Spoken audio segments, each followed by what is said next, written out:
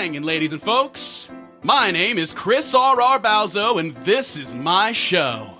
You're about to hear the first chapter of my ongoing sword and sorcery sci-fi narrative. A story written, read, performed, and edited, all with your ear holes in mind. So sit back, relax,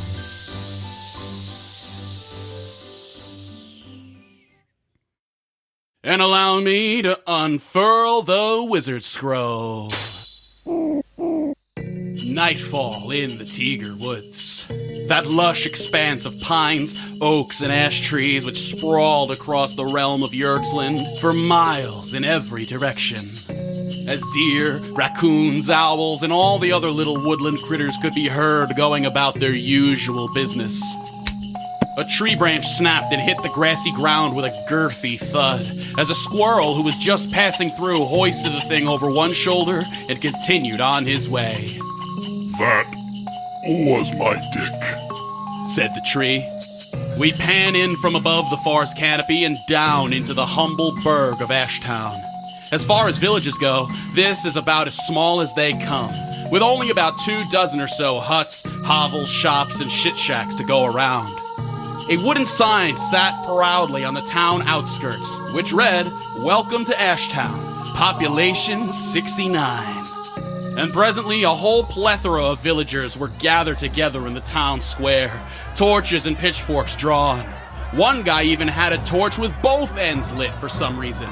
Not my wizard! Not my wizard! Not my wizard! Azataz the Wize is a scoundrel and a scallywag! He turned my girlfriend into a worm!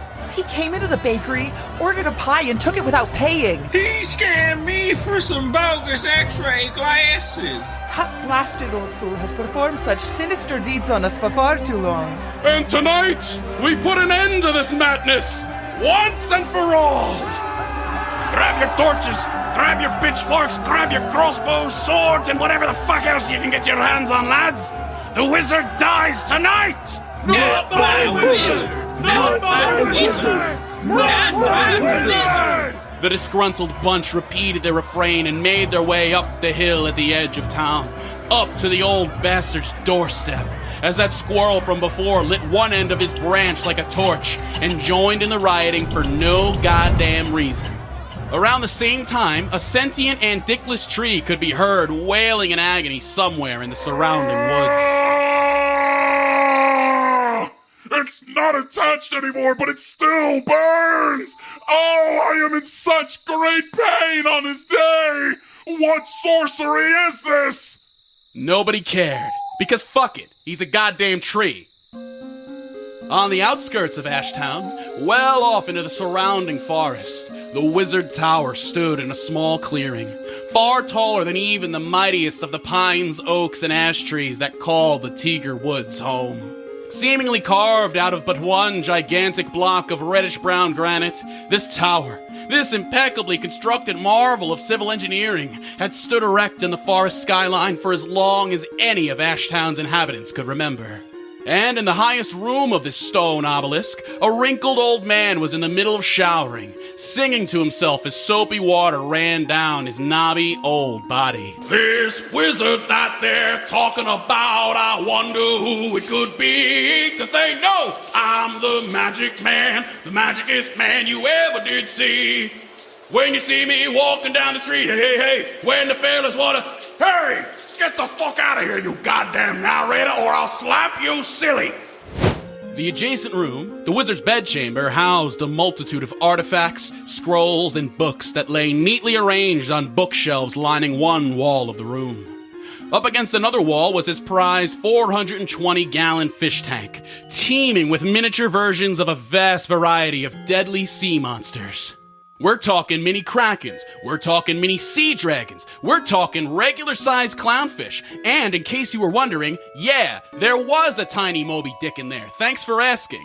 Next to the tank was a crimson-red race car bed with flames etched on the sides, and next to that lay a small nightstand with a leather-bound book of spells on top. A gigantic glass pane window, which overlooked both the surrounding forest and the small village below. encompassed nearly the entire third wall, save for the wizard's work desk and a wardrobe full to bursting with dozens of identical teal robes. And the fourth wall was home to 2 ornately carved wooden doors. One had a long, spiraling dragon's tail painted onto it, and led to the long, spiraling staircase that ran down to ground level. And on the other was drawn a close approximation of what the fabled Bongzilla was believed to look like. What the fuck's up, liches? Out from the Bongzilla door emerged an ancient, wrinkled man fresh from his shower, clad in onesie pajamas and pink fuzzy slippers. Azataz the Wize.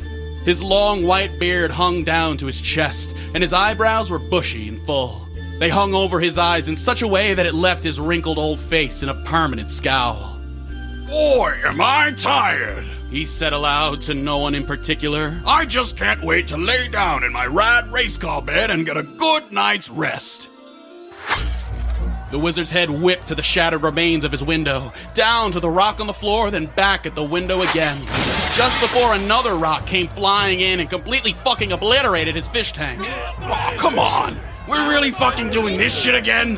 Yeah. Reboots, am I right? There he is! The despicable old deceiver in the flesh! Hey! Who's the funny man throwing rocks? Some people are trying to sleep up here! That sorry son of a lich shall pay for his crimes with blood! One villager shouted over the rest as she removed from her tunic pocket a small doll which had been fashioned to resemble Azataz, complete with beard, teal robe, and pointy hat. Not my wizard! She held the doll to open flame, igniting it as well as her own goddamn hand. The crowd went fucking ballistic, this display of arsony clearly emboldening them as that repeated chant grew ever louder. Not my wizard! They paid no mind to the fire that spread across the woman's body and killed her as someone in the mob made to throw another rock. You there! What's the big idea throwing rocks and shit? You broke my window. Dude, and quick! my goddamn Throw fish another tank. rock at it! Bloody mess up here. Right. Yeah! Oh fuck, oh fuck, oh fuck, oh fuck, oh fuck!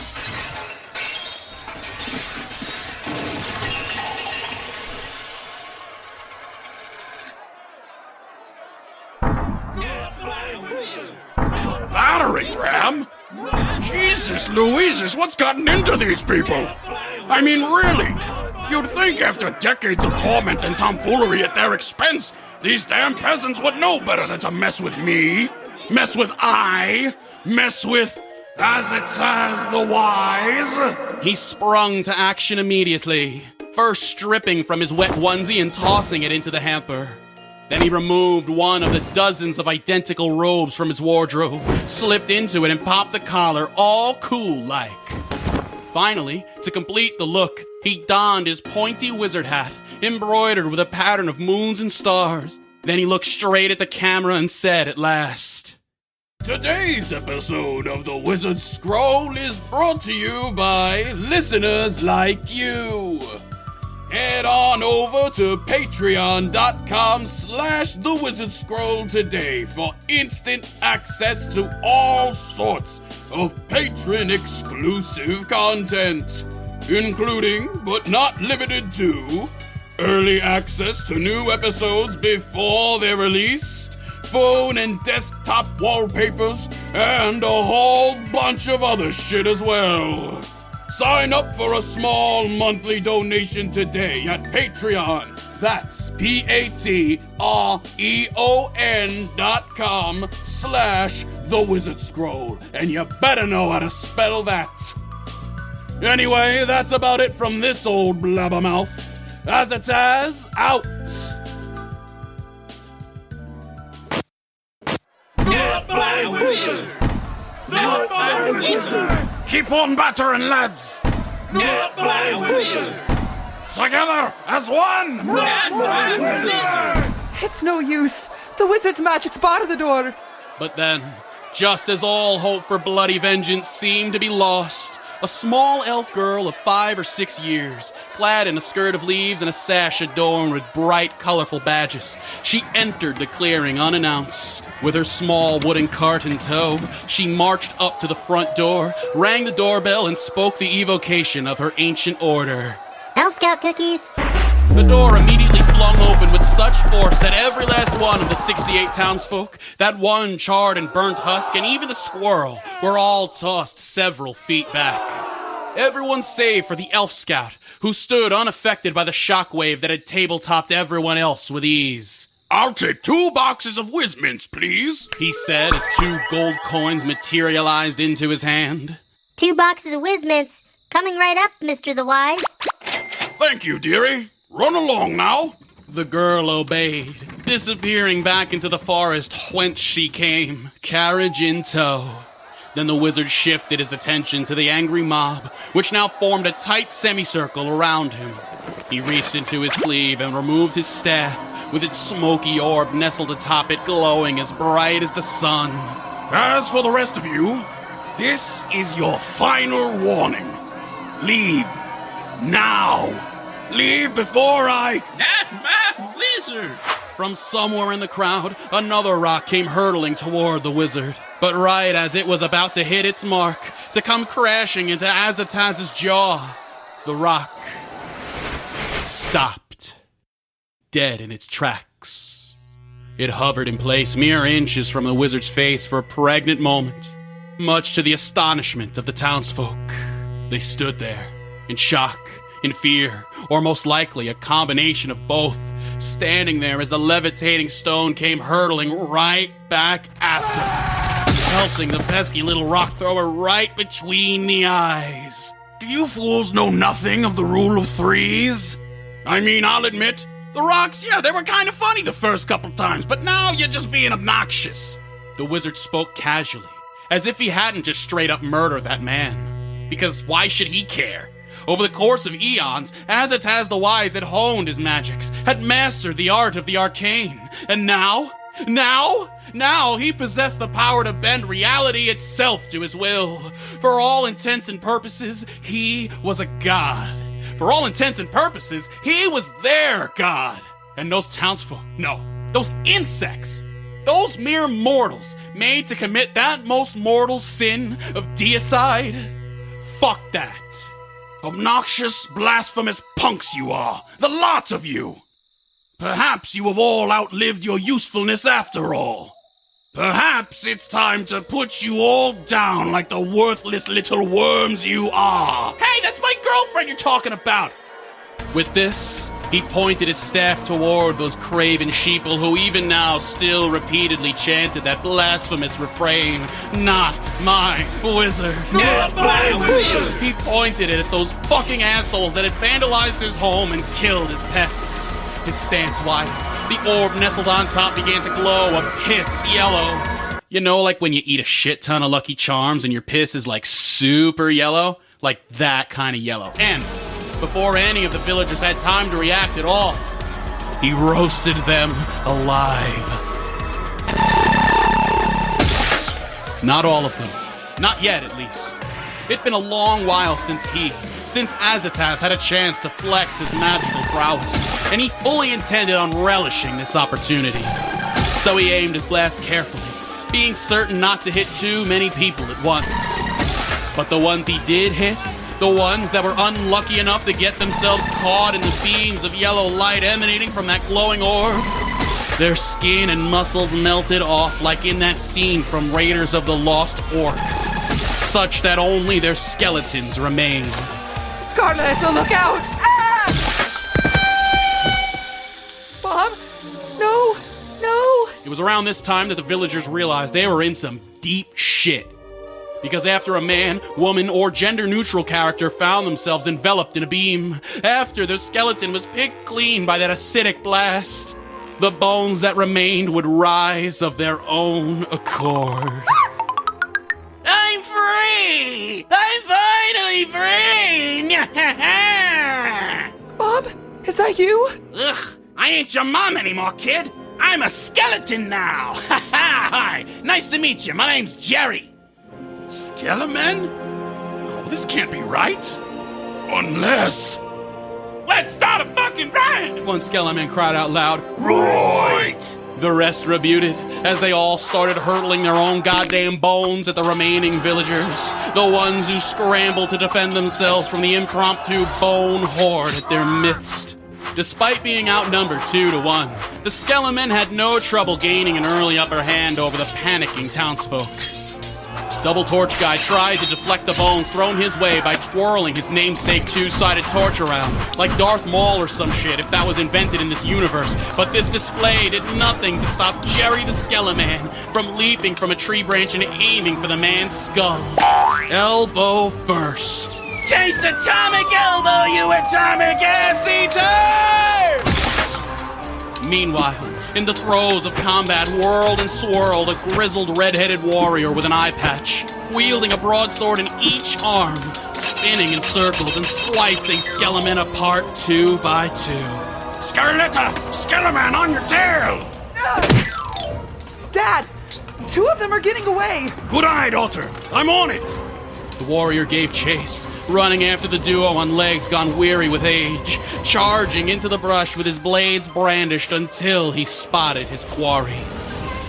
Oh, baby, kiss my bones. Yeah, right there, baby. Yeah, boy! What the H-E-double-X is going on back here? We're in love. Yeah, so get out of here. Can't a pair of skelemen smooch in peace? Yeah, can't a dickless tree get cooked in peace? The warrior then backed away slowly, deeply embarrassed to have soiled such a tender moment, and returned to the fray. The squirrel leapt up on one skeleman's shoulder and smacked their skull clean across the clearing with a single mighty swing of his flaming tree branch, while the eye-patched warrior spun in a circle with his 2 broadswords outstretched, killing any skeleman who got within his reach. While Scarletta fired holy water-dipped arrows at the skelemen, which caused them to explode into bone fragments on contact, while the local blacksmith swung his handcrafted battle axe side to side, slicing through skelemen with ease. And lo, the citizens of Ashtown had gained the upper hand, and proceeded to slay the remaining skelemen easily, due to the fact that they were skeletons and easy to kill. With Ashtown's remaining citizens preoccupied with ending their kerfuffle with the undead, the wizard retreated back into his tower unnoticed. Azataz dashed up the stairs with a quickness belied by his age. For if he was to pull off the next stage of his plan, he needed to reach the top floor of his tower as quickly, as expediently as possible. So he climbed, stair after stair, landing after landing. He practically fell up those goddamn stairs. But by George, he made it up there in record time, shortly before realizing that he's magic and could have teleported up to his room instead. Either way, the frail old man pored through his handy-dandy spellbook, frantically skimming its pages for the spell he sought. Come on, where is it? Spell of healing? No. Freaky Friday spell? Maybe save that one for later. Aha! Here it is. The wizard quickly recited the ancient, arcane words written on the page with a picture of some guy's washboard abs drawn on it. I'm too sexy for my shirt. Too sexy for my shirt, so sexy it hurts. And I'm too sexy for Yerksland.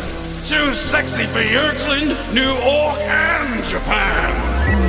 As he spoke those sacred words, the knobby old man's gangly limbs swelled with newfound vitality, with the arcane energy flowing through them causing sudden, rapid growth that left them taut and muscular. He flexed so hard that his long, billowing robe was completely torn asunder, revealing the newly vascular bod that lie beneath, as well as the tramp stamp of a unicorn on his lower back. It was the 80s, okay? I think that's all of them. Quick, let's get the fuck out of here before that crazy old man comes back. Mrs. Stibbleman is right. It's Stevelman, lugnut. We need to retreat, regroup, and Huh?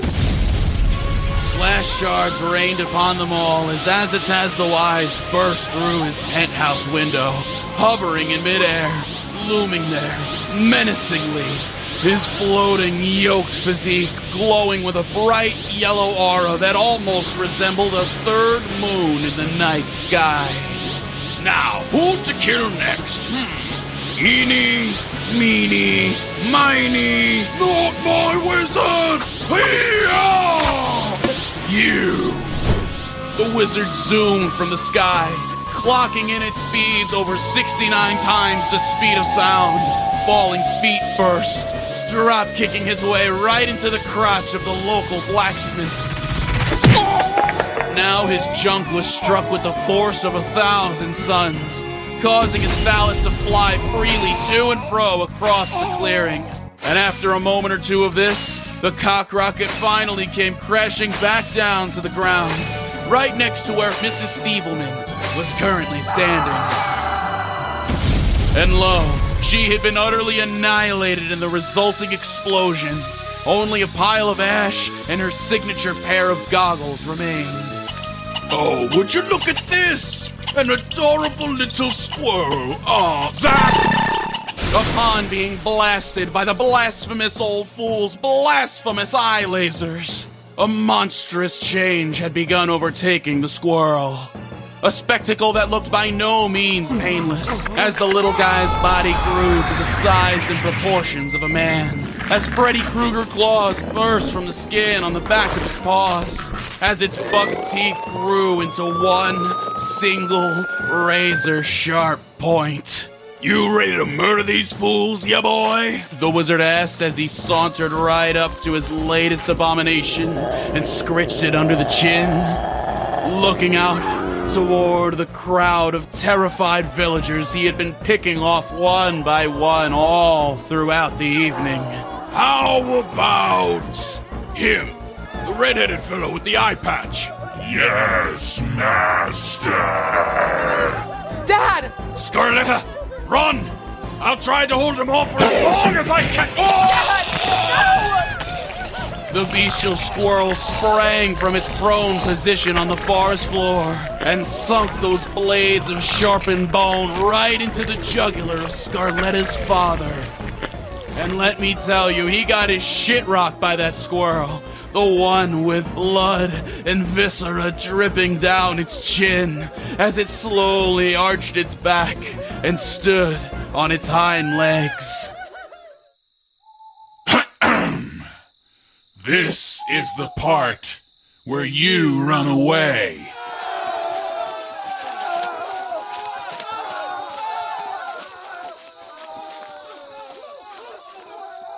Well, shit. They're gone. Gee whiz! How will old Azataz magic his way out of this one? Find out next time on The Wizard Scroll. What?